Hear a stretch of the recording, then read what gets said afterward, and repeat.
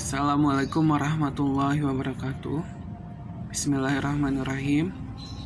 Perkenalkan, nama saya Ijang Jakaria dari Program Studi Pendidikan Guru Sekolah Dasar. Nomor induk mahasiswa 11.900/2005. Di sini saya akan mempresentasikan tentang pengembangan peserta didik di sekolah dasar untuk memenuhi tugas mata kuliah pengembangan peserta didik.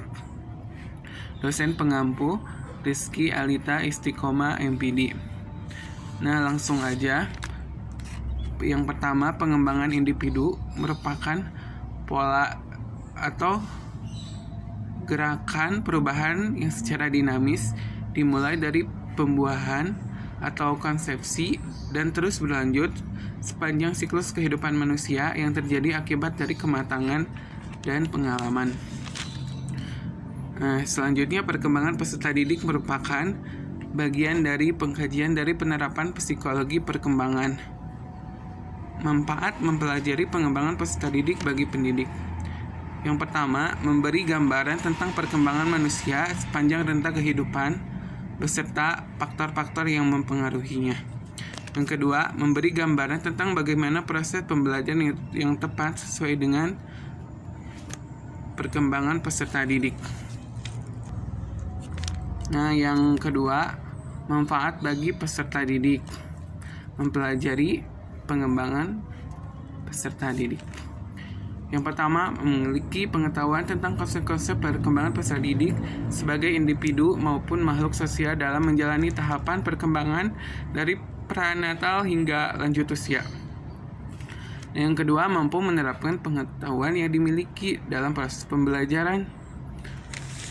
Nah, selanjutnya, tugas-tugas perkembangan siswa sekolah dasar. Yang pertama, yaitu belajar keterampilan fisik yang diperlukan untuk bermain. Yang kedua, sebagai makhluk yang sedang tumbuh, mengembangkan sikap dan yang sehat dengan teman sebaya. Yang ketiga, belajar bergaul dengan teman sebaya. Nah, yang selanjutnya, perkembangan kognitif anak sekolah dasar. Menurut Piaget, sekolah dasar termasuk pada masa operasional konkret.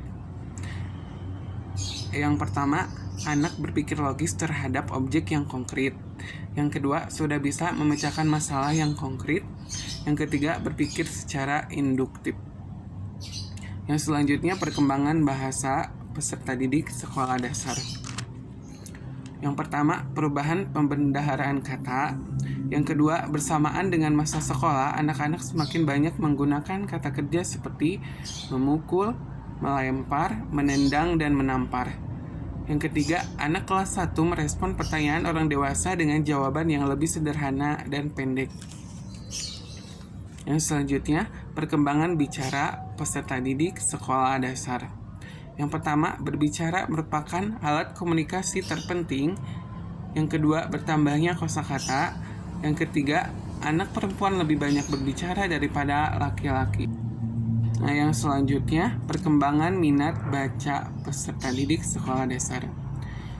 Yang pertama, sampai usia 8 tahun, suka membaca cerita-cerita hayal. Yang kedua, anak laki-laki lebih suka membaca cerita tentang hal-hal yang sifatnya menggemparkan, misterius, dan kisah-kisah petualangan, sejarah, hobi, dan olahraga. Selanjutnya, perkembangan moral peserta didik sekolah dasar. Yang pertama, sudah memahami aturan, norma, dan etika yang berlaku di masyarakat. Yang kedua, perilaku moral banyak dipengaruhi oleh pola asuh orang tua dan perilaku moral dari orang sekitar. Selanjutnya, perkembangan emosi peserta didik sekolah dasar. Yang pertama, emosi memainkan peran yang penting dalam kehidupan anak. Yang kedua, pergaulan yang semakin luas membuat anak belajar bahwa emosi yang kurang baik tidak diterima oleh teman. Yang ketiga, anak belajar mengendalikan emosi yang kurang dapat diterima orang lain seperti amarah, menyakiti perasaan orang lain, ketakutan, dan sebagainya. Nah, yang selanjutnya, perkembangan sosial peserta didik anak sekolah dasar. Yang pertama, perkembangan emosi tidak dapat dipisahkan dengan perkembangan sosial, tingkah laku sosial. Yang kedua, orang di sekitar yang banyak mempengaruhi perilaku sosialnya. Yang ketiga, dunia sosialisional anak menjadi semakin kompleks. Yang selanjutnya, kegiatan bermain dan teman sebaya peserta didik sekolah dasar. Yang pertama, bermain berperan bagi psikis sosial anak serta mendapat pengalaman yang berharga. Yang kedua, menyukai bermain dalam bentuk kelompok karena ada interaksi tenggang rasa dengan sesama teman.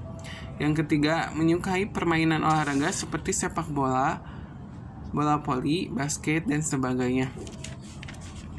Selanjutnya, implikasi perkembangan peserta didik sekolah dasar pada pendidikan.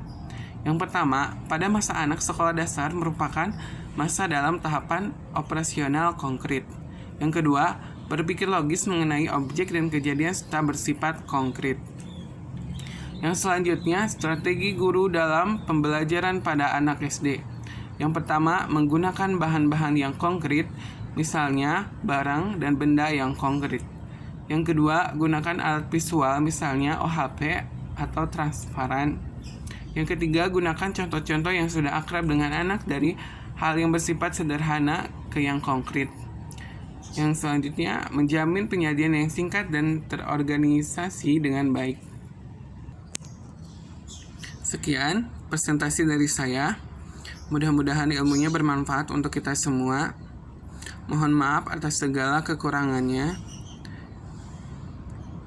Dan terima kasih atas segala perhatiannya. Wabillahi taufiq wal hidayah. Waridho wal inayah. Wassalamualaikum warahmatullahi wabarakatuh.